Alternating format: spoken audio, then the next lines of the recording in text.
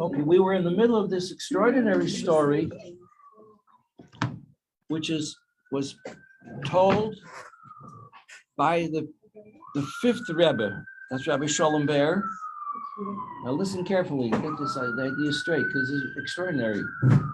Rabbi Shalom Ber, the fifth Rebbe, called the Rashab. His birthday was a couple of weeks ago, on the 20th of Cheshvan. And he is the one who wrote these deep, deep explanations in Hasidus, lengthy explanations, which all the Bochrim study, very deep, very dealing with very high things that most people are not familiar with at all. Spheres and high mystical things.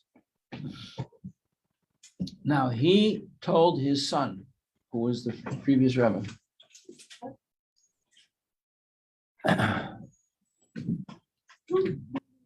and he even tells you the day when it was that he went to visit the Ohel of the Baal Shem Tov, which is in Ukraine, in Mezhebush. Sarah, were you ever there? Were you ever there in Mezhebush? No.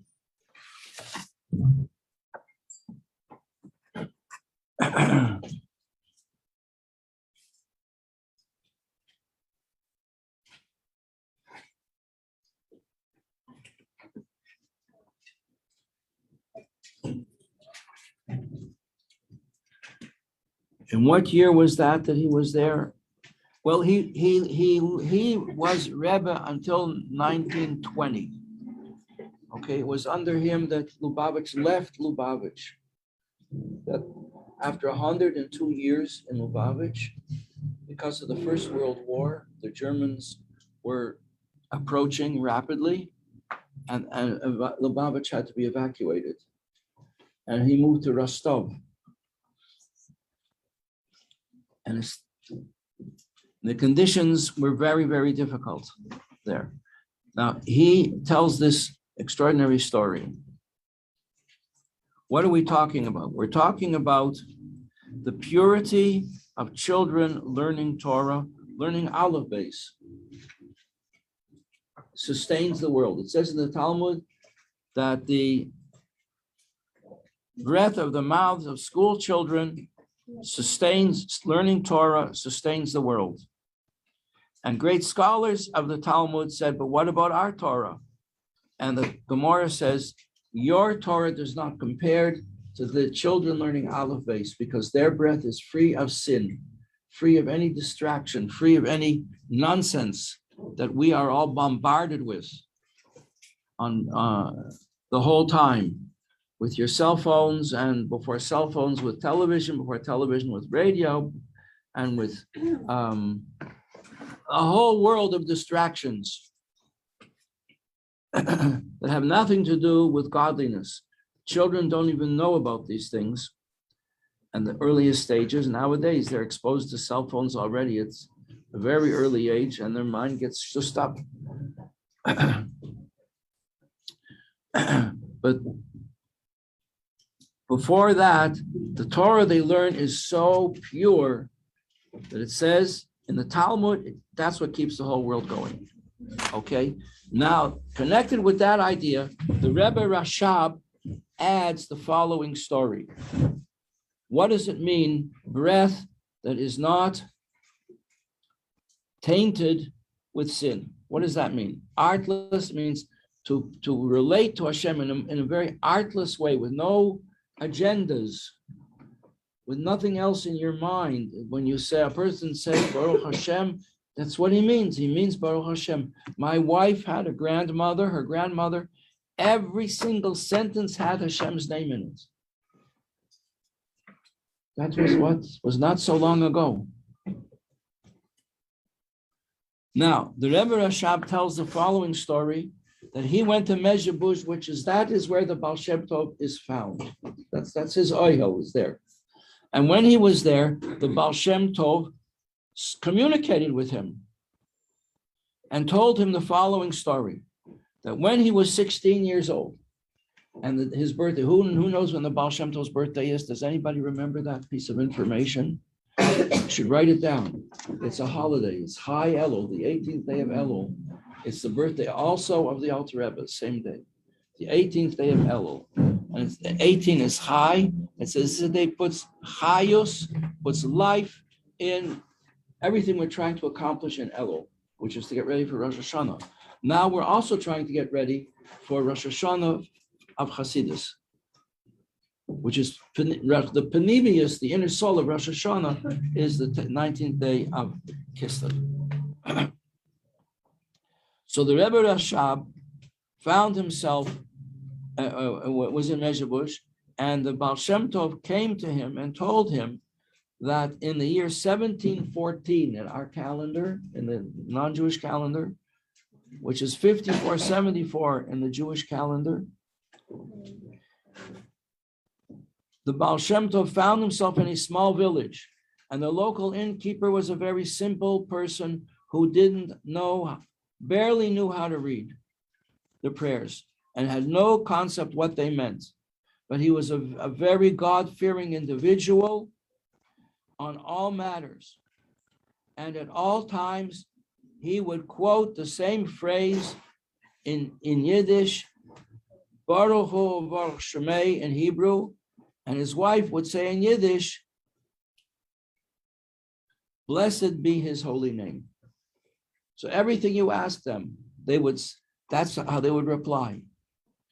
Now, the people have a custom, it's written down in Hayoim Yom, on the Rebbe's birthday, he writes it, that it's a custom, an ancient custom on your birthday to spend a day alone with yourself and to make a reckoning of where you're holding in your relationship with the Almighty. Interestingly enough, there's an aside, I saw in certain writings that by non-Jews the same custom existed, and that on a person's birthday, and by them also on New Year's, they would seclude themselves and make a cheshbon nefesh about their lives. Okay, so this is what the Baal Shem Tov was doing on his birthday. And how was he doing it? Part of what he was doing, he was reading a lot of Tehillim. Now, remind me, what's your name, dear? Sarah who? Zeitkin. Okay, that's you. Now I've got it down. I'll remember now. Bli Neider. So he was saying Tehillim, and the Tehillim, we read the Tehillim, some chapters of Tehillim are easier to understand what they mean. Others, it's hard to understand what they mean, how the translation actually fits with the words. And there are deeper levels of meaning in the Tehillim.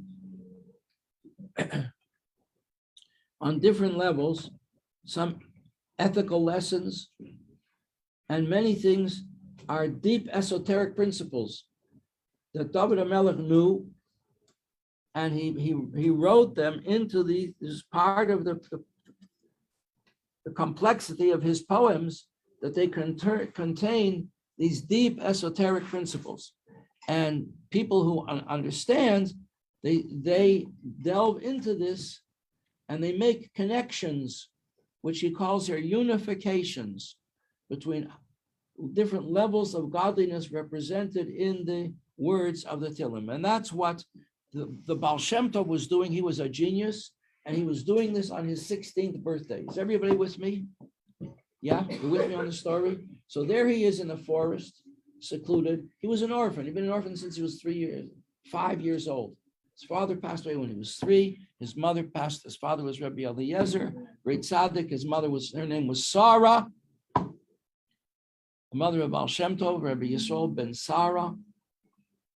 She passed away shortly afterwards, and he was an orphan after that. And he used to, from his youth, he used to seclude himself in the woods because he felt that there he could perceive Hashem, perceive godliness. He felt very close to Hashem in these natural environments. And he was discovered. he was discovered there by the mystics, the secret tzaddikim of that time. He used to travel around trying to help Jewish people. It was a very, very tough times. And these people dedicated themselves in secret to helping other people. They would take simple jobs and they would come to a shir and they would know much, much more even than the person giving the shir. And they would just sit there quietly like simple people. But behind the scenes, they were doing all kinds of things to help people out. So here was the Baal Shem Tov once again in the fields. He went up by himself and he's reciting chapters of Tehillim. And it says here, he was engaged in unifying the divine names that are contained within these verses, connecting the holy names of God in the Tehillim. And all of a sudden, there before him is Eliyahu Hanavi. Anybody here see Eliyahu Hanavi recently? Well, if you did, you didn't know, because he doesn't let you know who he is. But the Baal Shem Tov knew who he was for two reasons. First of all, he had been sent to the parents of the Baal Shem Tov to test them, to see if they were worthy to have such a neshama that was going to come into the world. You see, when the Baal Shem Tov's neshama was due to come into the world, the Yetzer Hara in Shemayim started to scream that it's not fair, because if this neshama comes into the world, then I'm finished. My job is over. So he tried to block that the neshama of the Baal Shem Tov should come into the world. And they had to find a candidate who deserved to bring this neshama into the world. And they decided, it was decided in heaven, that Rabbi Eliezer and his wife Sarah were great tzaddikim. They had no children. They were elderly, like Avram and Sarah, and that they should be the ones to bring this child into the world. And the Yetzer Hara says, he doesn't really deserve it. I'll show you he doesn't deserve it. And I want to test him. And I'll show that he doesn't deserve it. So Eliyahu, or maybe other angels from in the Beis Din in heaven, protested, and they said, nobody would stand a chance against you one-on-one. That's not a fair test. You are an angel after all. And it's no big deal that you should trick Rabbi Eliezer. So who else should test him? So it was decided, or else Eliyahu himself volunteered that he would test Rabbi Eliezer instead of the Yetzer Hara himself. Michal, are you with me? Yeah. So to put that over, turn it upside down, close it. Thank you. And he came. Rabbi Eliezer loved Shabbos. It was a special, special day for him, and he used to take in guests and he used to send out messengers to look for guests to be by him on Shabbos. And in comes, on this Shabbos, in the middle of Shabbos, on a rainy day, soaking wet, carrying his knapsack and a cane, this smelly beggar. Really, it was Eliyahu Hanavi. All the other people at the Shabbos table were not comfortable with him there. And not only weren't comfortable with him, but he behaved in a very brutish, coarse manner. Like he just took one. He said, oh, I'm so thirsty, just took the wine from the table. Didn't make it, he just drank the wine. So when Rabbi Eliezer left the room, they started screaming at him. What's wrong with you? Don't you know basic behavior and Shabbos? Have you no respect? And then Rabbi Eliezer, who'd gone off to get him something like maybe a towel, some dry clothes, came back and he saw that everybody was screaming at him. So he calmed them down and he said, come sit beside me. And he took special care of him. And throughout the Shabbos, it was like that. This person kept on behaving in the most unworthy manner. And Rabbi Eliezer kept on honoring him and taking care of him until after the Shabbos was over. And Motzi Shabbos was the same thing. The next morning, he gave him money and he accompanied him on his way. And at that point, Eliyahu Hanavi revealed himself to Rabbi Eliezer and told him, I want you to know that I am Eliyahu Hanavi, and I'm here. I came here in order to test you, and you passed with flying colors. Your kindness was extraordinary, and therefore a child is going to be born to you next year. And this child, you should call him Yisroel, because he will light up the eyes of all Israel. And sure enough, in the following year, on the 18th day of Elul, the child was born, and he was named Yisroel. So Rabbi Eliezer and his wife knew Eliyahu Hanavi. They knew who he was. 3 years later, Rabbi Eliezer passed away. And Sarah used to take her little child to shul to say Kaddish. And one day she takes him to shul, and he comes in, and there's a separate room where people could sit and learn, or they could daven at length with meditate. And there are two Jews in the meditation, the Chabadska Zimmer, they called it, the special room. There are two Jews sitting there learning. They're learning the Gemara and Brachos. And a little boy comes in, and he's fascinated to listen to them learn.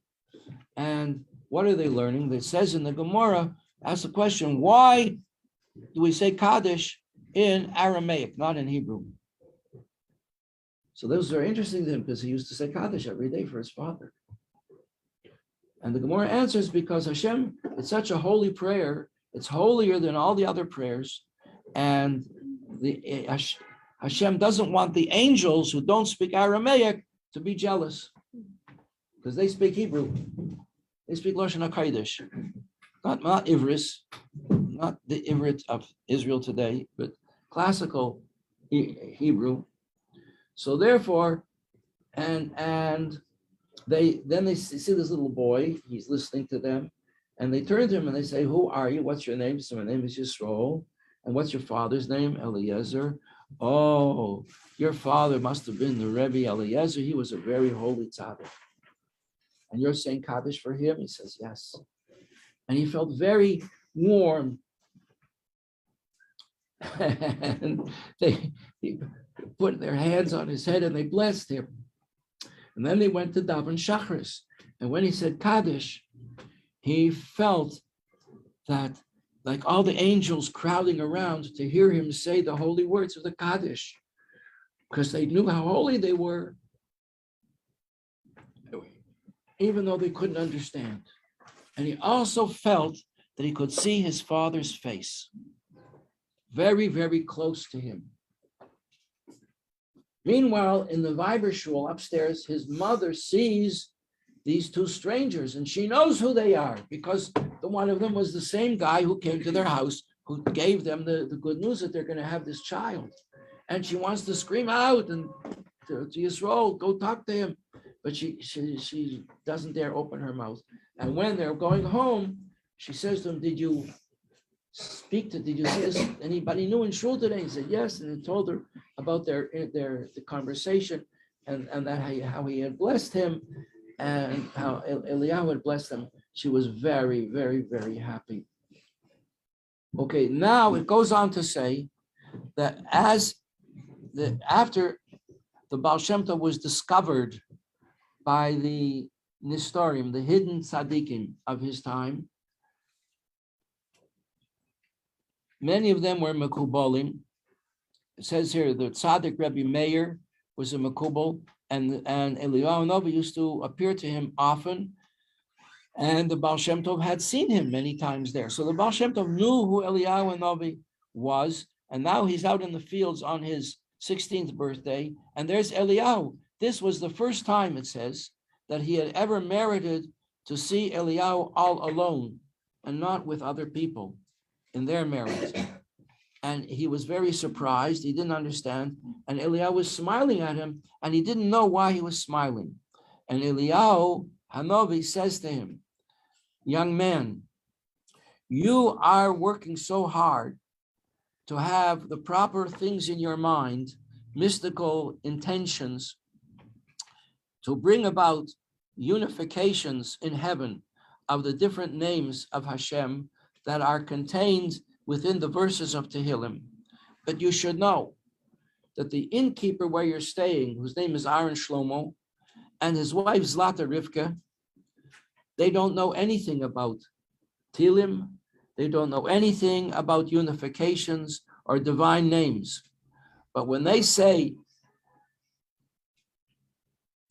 Baruch Hashem, Ubo Shmei Le'elam, or when Zlata Rivka says, Dank dem Eibishten, und sein heiliger Namen, says in Yiddish, the divine harmonies that they create resonate throughout the heavens.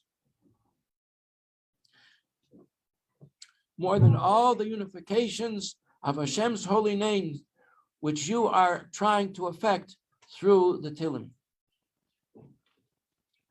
or even the that are affected by the greatest of tzaddikim. And Eliyahu described to me, continued the Baal Shem Tov. Now remember, the Baal Shem Tov passed away in the 1700s. And this is the Rebbe Rashab who's recording what he said to him in the 1900s or late 1800s, because he lived until 1920. And he says, Eliyahu described to me, says the Baal Shem Tov, the great pleasure, so to speak, that results in heaven from the words of praise and adoration. You know what adoration means? It means words of love, uttered by men, women, and children, especially when they come from the mouths of simple people. And most especially when these praises and words of love are offered consistently and over again, for then these people are constantly united with Hashem, within their pure faith and with their undivided hearts. And having told this story, the Rebbe Rashab, who lived until 1920, added that with this we can understand what it says in the Talmud, that the world is sustained by the Torah learning of the little children whose the breath of whose voices is untainted by sin, more than by the big tzaddikim. I would add to this a story. A friend of mine witnessed it. I told you the other day, I'll tell you again. I often repeat stories, by the way. Don't get discouraged because of that. If they're important stories, I'll tell you again, so you remember to tell them to other people too. That there was this man who was not a chassid, and he came to 770 one day, and before Mincha, the Rebbe, a lot of children, dozens of children gathered in the foyer, and the Rebbe gave them all nickels and watched them put the nickels in the pushka. And this newcomer looked at it and he thought, why is the Rebbe wasting his time that he could be learning? And everybody knows what a great Talmud Chacham he is. Why isn't he learning Torah instead of wasting his time with children? And when the Rebbe came out from Mincha, as he passed by this person, the Rebbe read his thoughts, heard his thoughts, whatever. And he said, you have here the pure breath of children untainted by sin. You have here the charity of children untainted by sin. And the Rebbe walked on into his room. Didn't break stride. Now, why did I tell you that story? Because this fits with what we've been learning in chapter 2. Now you can understand what it says in chapter 2, what chapter 2 is devoted to this concept that every Jewish person has a holy neshama that comes to them from the highest levels of godliness, from where godliness first enters and makes contact with creation, because godliness is higher than creation. So that very highest point is called supernal wisdom. And from that level come all the souls of the Jewish people. Just like every child born of a family, the life of that child, as was described at length in the chapter, comes from the whiteness of the brain of the father. So now at the end of the chapter, the Alter Rebbe asks a question. This question might have been springing to your own minds as well, which is, if that's the case, that all the Jewish people come from such high levels, just before I go on, I just want to say, now we can understand the whole difference and revolutionary approach of Lubavitch, of the Rebbeim of Lubavitch, that began with the Baal Shem Tov, because once this interview had taken place between the Baal Shem Tov, and once Eliyahu had revealed himself to the Baal Shem Tov and revealed to him this secret of the holiness of simple people saying, Baruch Hu, Baruch Shemay, this became the new way of service of the hidden tzaddikim, to go around to villages and towns to contact the ordinary people, unlearned people, and they would ask them all kinds of questions like, how are you? How's your family? How are your children? That all, and if they didn't know to do it, then they would teach them to say Baruch Hashem, or Baruch Shemai. So that's why it's so important for all of us to do the same thing and to teach others as well to do it. And this is what lies behind the whole outreach of Lubavitch, seeking out Jews wherever they may be, to bring them under the wings of the Shekhinah, whereas the other movements in Judaism until that time shunned the uneducated like outcasts. So that's why we're all here, because somebody met every one of us and encouraged us and gave us the hope that we could also serve Hashem, which we may have thought before that was only for big holy people. But that's not what this chapter is all about. In fact, it's just the opposites. So now you know what Lubavitch is all about. So now you have a question. But it says in the holy book of the Zohar, which was written by Rabbi Shimon Bar Yochai, that when parents are having children, they should do so in the holiest possible way. They should excel in mitzvahs beforehand, and they should think about holy things. And that way, they will be able to have children who are gifted. Every parent wants to have gifted children, to go to Yale or Harvard or who knows where. No, that's not what the gift is. The gift is to be able to serve Hashem. But why should it matter what a parent does if the neshama comes from the highest level of God anyway? And this is the question that he asks at the end of this chapter. And to go through it very quickly, I'm going to just go through it quickly in the few minutes that remain, that a person should sanctify himself when having in the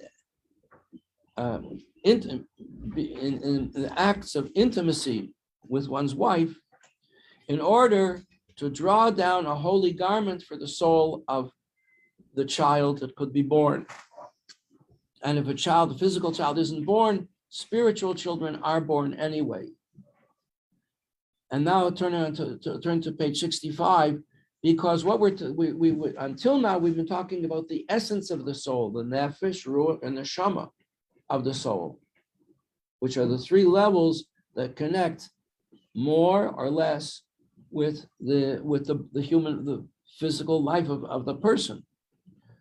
Like the nefesh connects most, the ruach is higher, and the neshama only connects very, very superficially, like the lowest reaches of the neshama can have a connection with the body.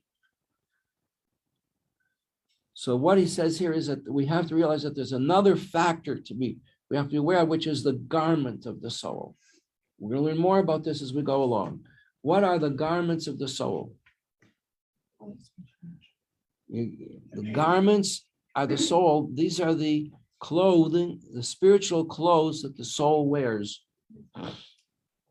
and through which the neshama expresses itself.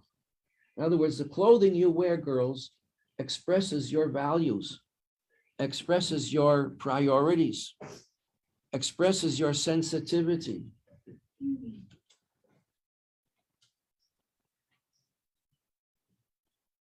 The elegance of the way you dress, the neatness of the way you dress, and the elegance and the neatness of the way you move and the way you express yourself, and the respectfulness and the integrity These are all garments with which your neshama expresses itself. So that when parents are having children, they want to endow their children with the nicest garments, the most sensitive garments, the most exquisite garments that will help the child along his or her path in life. And now he says that everything that all the mitzvahs that a person is going to do through their whole life have to be done through these garments. And to change the nature of a garment is the work, even the slightest degree is the work of a lifetime. So a person is born with very coarse, insensitive garment, you're stuck with it. And you have a holy, holy neshama trying to work and serve Hashem with very insensitive garments. So therefore it says in the Zohar that a father and mother should sanctify themselves when they have children in order to draw down a holy garment or a holy set of garments for their child. Top of page 65, read the dark lines there. Afilu hi neshama gedola. Even if this neshama is a neshama of a great tzaddik, it can happen that simple people can be blessed with the soul of a great tzaddik. Nonetheless, that soul, it needs the parents to sanctify themselves, or else what can happen? You can have the soul of a great tzaddik in a very, very simple person, a rough kind of guy.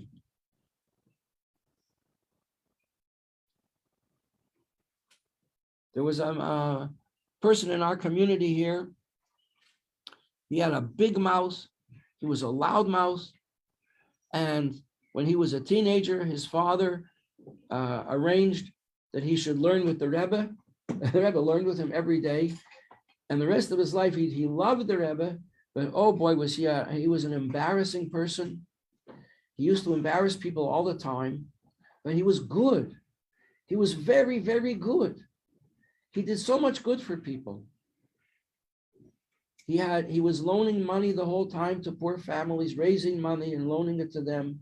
He made a lot of shidduchim, but he used to be very outspoken, you know. He'd see a pretty girl and he'd start talking to her and praising her beauty and tell you know what? I'm going to divorce my wife and marry you, he would say, and the girl would be so embarrassed.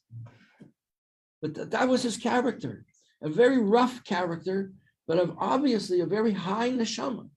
And this is what can happen. It can be much lower character too. He could be involved. And it says in the why is this? Because sometimes a neshama, a very high neshama, for whatever reason, falls into the clutches of klippa, of the other side of evil forces, and they hold on to it. But sometimes they let it out into an environment where this person is going to be growing up in a sinful environment and will become a great sinner. I'm a great sinner. Like, you know, the Jewish mafia. These people were criminals, murderers, who knows what else. They could have been great neshamas that were released in order to be brought up under such difficult circumstances that they should become great sinners. But deep down, they were very holy, holy people. And we don't know. We'll never know. But they may have done very, very holy things in their life. So the soul itself is distinct, it says here on page 65, from the garments that the parents endow the soul with which the parents endow the soul. You know, someone ended a sentence with a preposition one time.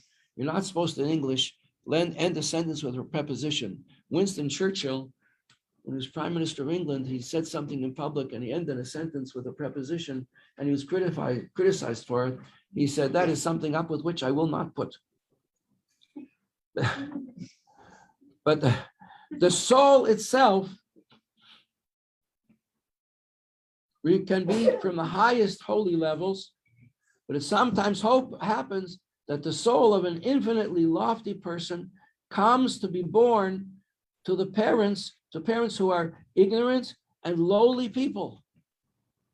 Or like that story I told you at least twice already. The years still new. I told you twice the story about the ditch digger who blessed my teacher that he should have an easy fast on Yom Kippur. And when he looked at him with surprise, he said to him with a heavy Cockney accent, "That's right, Rabbi, I'm Jewish too," he said. And all this has been explained by Rabbi Yitzchak Luria, that's the Arizal of blessed memory, in the Likutei Torah, Parshas Vayera, and the book about the Sefer of Mitzvahs and Parshas Bereshis. Why does he, now what's the point of this reference? Because Parshas Vayera talks about the birth of Yitzchak, and Parshas Bereshis talks about the creation and birth of Adam and Chava. So this is the place where in the Zohar, which reveals the secrets of the Torah, it speaks about these subjects. And with that, we conclude chapter 2 of the Tanya. Tomorrow, we're going to start chapter 3, find out more. Nice. Thank you, Rabbi. Can't wait to see you. Talk it over. We told a lot of stories today. Get them down. Remember them. Talk them over so you won't forget. Someday you'll teach your children. Bezras Hashem. Thank you, Rabbi. Thank you.